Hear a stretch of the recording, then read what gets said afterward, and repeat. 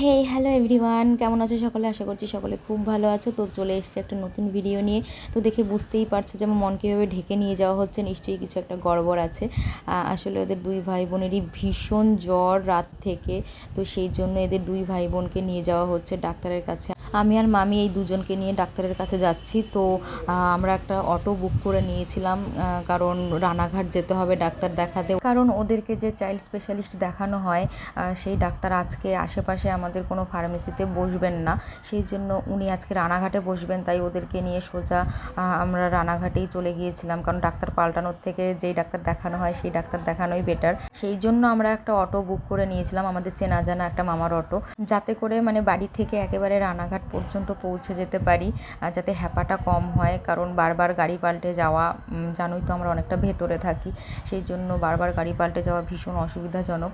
তো সেই জন্য আমরা একবারে গাড়ি বুক করেই নিয়েছিলাম। আর এই সময়টাতে না সবারই প্রায় সর্দি কাশি জ্বর এইসব হচ্ছে। তো আমাদের বাড়িতে প্রায় সকলেরই হয়েছে, দু একজন বাদে।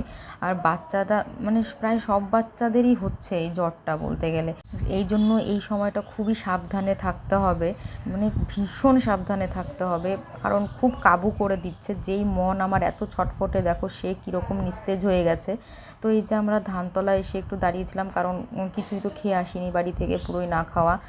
সেই জন্য এই ধানতলা বাজারে একটু দাঁড়ানো হলো।